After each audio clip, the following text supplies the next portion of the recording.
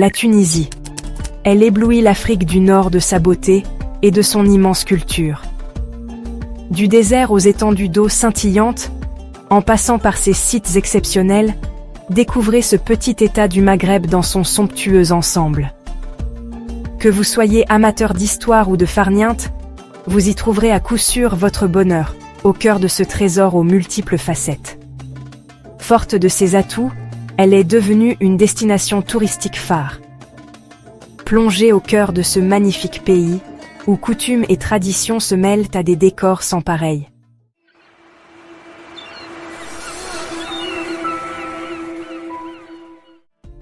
Tozeur.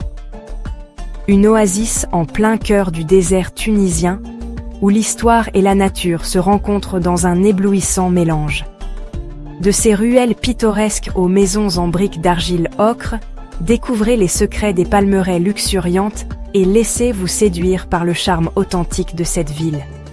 Une destination fascinante qui vous transporte dans un monde où l'histoire, la culture et la nature se rejoignent pour une expérience inoubliable.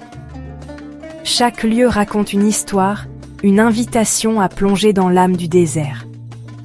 Les saveurs locales et l'hospitalité du cœur se mêlent pour créer des souvenirs inoubliables.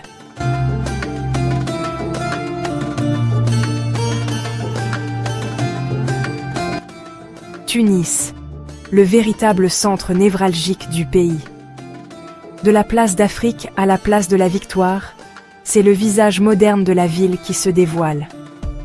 La cathédrale Saint-Vincent de Paul, majestueuse, domine cette partie occidentale de Tunis, sans oublier l'extraordinaire vie qui anime la Médina, avec ses ruelles animées par les cris et les éclats de couleurs.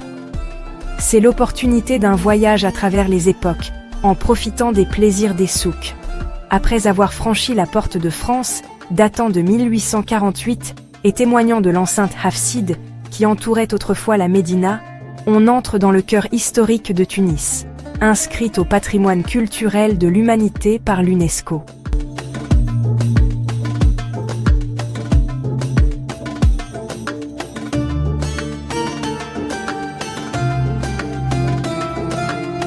Le site archéologique de Douga couvre une superficie d'environ 70 hectares. Ces vestiges sont les témoins de plus de 17 siècles de la vie d'une cité fondée au plus tard à la fin du VIe siècle avant Jésus-Christ.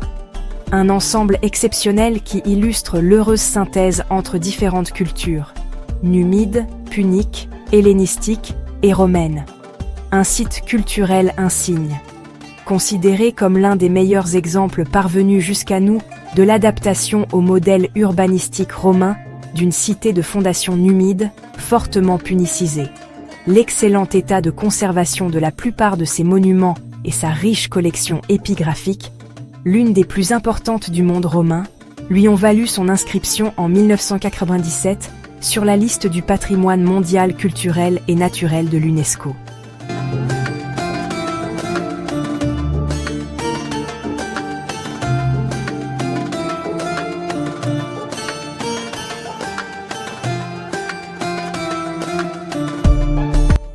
Restons dans les paysages magnifiques, en partant pour le Chott El Djerid. Un immense lac salé, situé à Tozeur, d'une superficie d'environ 7000 km². Surnommé le lac des mirages, il vous surprendra lorsqu'il est inondé de lumière. L'évaporation, causée par la chaleur du soleil, crée une brume qui vous offre des images trompeuses. On dit que des rochers ainsi que des caravanes imaginaires apparaissent à l'horizon.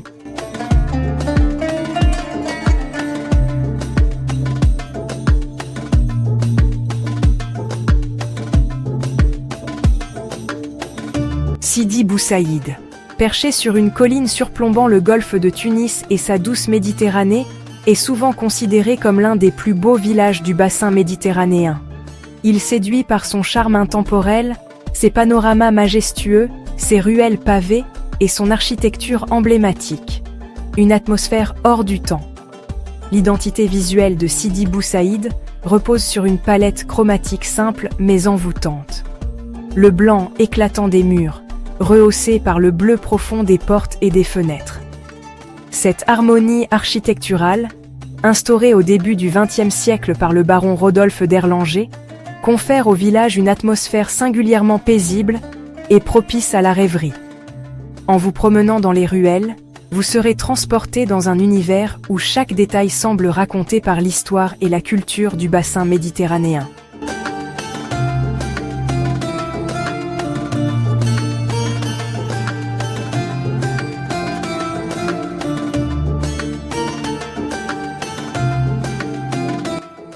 Ksar Gilan. Nichée dans le désert, l'oasis se distingue par sa source thermale, un miracle naturel jaillissant du cœur aride du Sahara. Cette eau, réchauffée par le soleil impétueux du désert, crée une piscine naturelle où le voyageur assoiffé trouve rafraîchissement et réconfort. Entourée de palmiers dattiers et de dunes ocre, la source offre une pause bienvenue dans le silence du désert, promettant détente et bien-être dans ces eaux sulfureuses, connues pour leurs vertus apaisantes. À environ 360 km au sud de Tunis, ce havre de vie est un lieu de ressourcement parfait pour ceux qui cherchent à se reconnecter avec la nature et à vivre une expérience unique dans l'immensité du Sahara.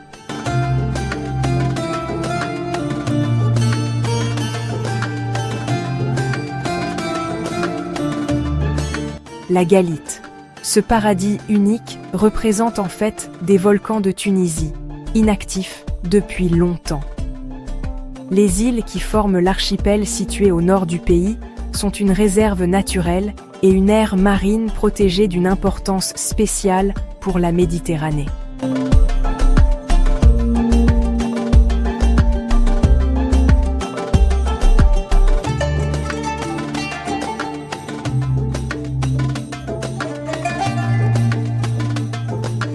Le parc d'Ischgl. Un mystère pour les géologues, vu qu'il n'existe aucune autre formation de ce genre dans la région. Selon la croyance populaire, il s'agit d'un ancien volcan. Cette zone humide, qui couvre environ 12 600 hectares, représente le site le plus important pour la conservation de la diversité biologique.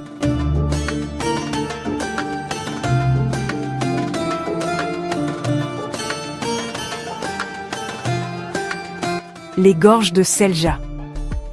Un lieu magique a été créé sur le territoire des anciennes tribus berbères des Hamama, l'endroit le plus spectaculaire de la région de Metlawi-Redeyef. La vallée aux falaises sur plusieurs kilomètres est d'une beauté unique, sauvage, accessible grâce au train touristique Le Lézard Rouge.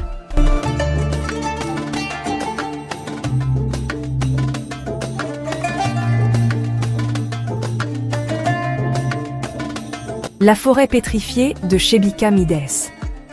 Peu connue et presque inaperçue, la forêt pétrifiée de la région de Chebika Midès est tout à fait spéciale. C'est assez difficile de penser que dans cette région jadis, peut-être il y a 200 millions d'années, il y avait une vraie forêt verte. Les troncs d'arbres fossilisés couvrent une très grande surface et l'endroit est sauvage. Le plus probable, l'activité météoritique est à la base du résultat qu'on voit aujourd'hui.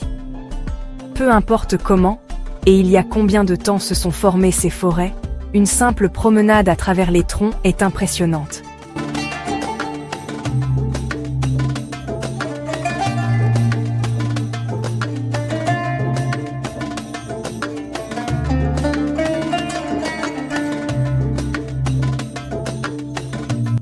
La table de Djugurta. Si vous arrivez dans cet endroit, il ne faut absolument pas oublier son appareil photo. Un site géologique à couper le souffle. Impressionnant, qui couvre environ 80 hectares et qui constitue une curiosité naturelle. On peut accéder aux rochers grâce aux escaliers taillés en pierre. Du haut du site berbère, le plus fameux de la Berbérie orientale, on a une vue panoramique sur tout le pays.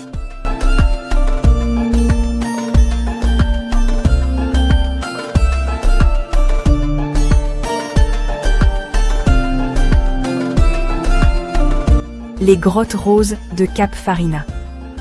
Quoi de beau pour ces grottes pour les inclure sur la liste des merveilles de la nature pour lesquelles il mérite parcourir le chemin, même s'il est long.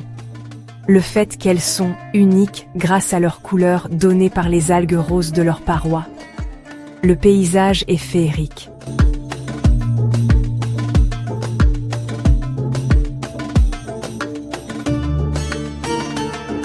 Les aiguilles de Tabarka. Sculptées par les vents venant de la mer, les aiguilles en grès peuvent atteindre 25 mètres et constituent un vrai symbole de la région.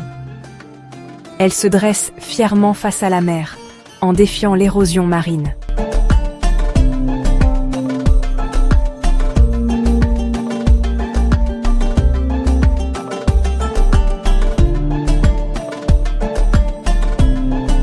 L'île de Djerba. Une île baignée par la Méditerranée, est un lieu chargé d'histoire et de culture. Son passé remonte à l'Antiquité, une époque où elle était déjà bien connue, notamment grâce à Homère, qui mentionna son héros Ulysse y faisant escale. Elle fut sous l'influence carthaginoise, puis romaine, et a même vu naître 2 empereurs romains. Aujourd'hui, des vestiges de cette époque, comme la chaussée romaine de 6 km reliant l'île au continent, témoignent de son riche passé. Une île de faible altitude, longue de 25 km et large de 22, avec une superficie de 514 km². Elle est caractérisée par un climat doux, influencé par la mer.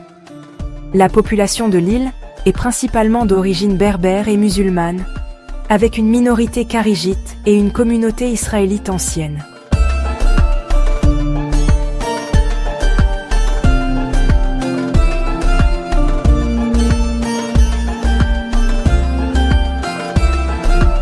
La lagune de Korba. Elle s'étend le long de la côte orientale de la péninsule du Cap Bon, séparée de la mer par un cordon sableux. Elle est constituée de plusieurs zones, dont Sebka el-Bekir, Gasser Galeb et Sebka el-Shot Sherkia. La lagune mesure environ 8,5 km de long et varie de 180 à 230 mètres de large.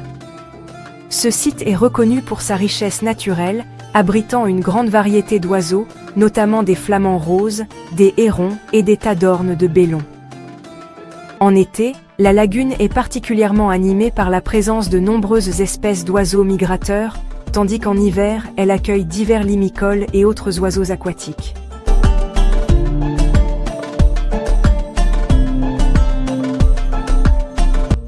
Matmata. Village berbère du sud de la Tunisie, Matmata vous surprendra par ses maisons troglodytes. En effet, ces habitations peu communes sont creusées à même la roche, à flanc de colline, une architecture hors du commun. Petit village d'à peine 2000 habitants, Matmata vous étonnera par son originalité. Certaines de ces maisons qui sont encore habitées. Pour les fans de Star Wars, vous avez sûrement déjà aperçu ces maisons, puisqu'une scène de la saga y a été tournée.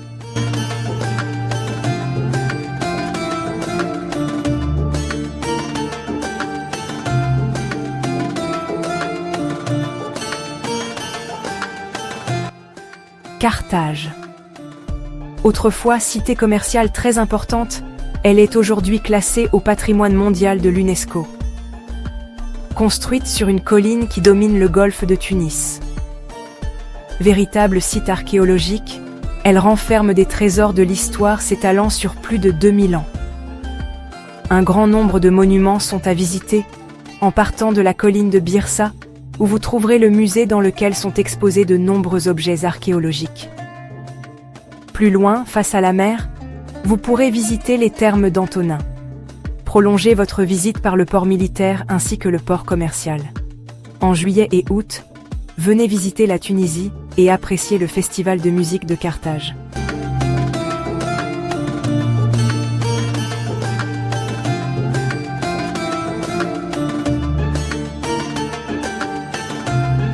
Hammamet. Une ville au charme incontournable. Ses superbes plages la qualifient de Saint-Tropez tunisien. Même si non loin du désert, elle bénéficie d'un cadre verdoyant, riche de vergers d'orangers et de citronniers. La Médina vous offrira une toute autre facette de la ville, avec ses murs d'enceinte datant de 1500 ans. De jolis marchés débordant de poteries seront eux aussi au rendez-vous.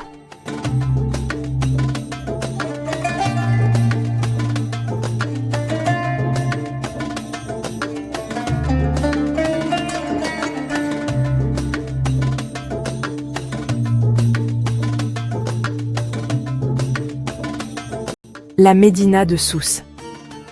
Le cœur historique est inscrite au patrimoine mondial de l'UNESCO depuis le 9 décembre 1988. Sousse est l'exemple typique des villes que l'on retrouvait au 1er siècle de l'islam au Maghreb. Ces petites ruelles cachent de belles découvertes dans les plus petits recoins.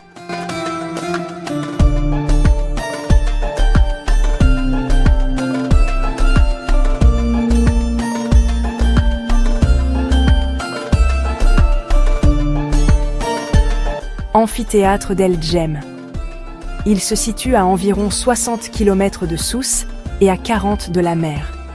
Il est considéré comme la plus grande ruine de tout le Maghreb. 148 mètres de long, 122 mètres de large et 36 mètres de hauteur. Bâti sur les ruines de la cité antique de Tisdrus, l'amphithéâtre d'El Djem est l'un des plus grands de l'Empire romain, entre 27 000 et 30 000 spectateurs à l'époque. Il accueille le Festival international de musique, organisé chaque été, du 15 juillet au 15 août. Éclairé à la bougie et bénéficiant d'une parfaite acoustique, l'ambiance le soir y est magique.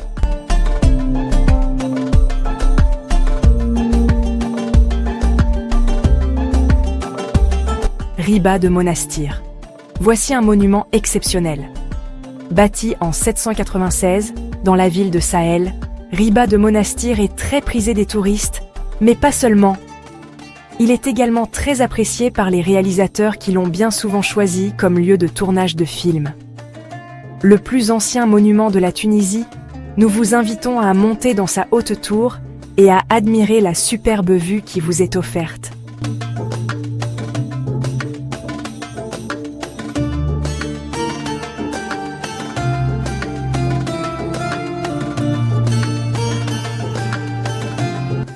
La Tunisie est un petit pays par sa superficie, mais grand par sa richesse historique, culturelle et géographique. La Tunisie offre une multitude de merveilles à découvrir. Des sites archéologiques aux paysages naturels époustouflants.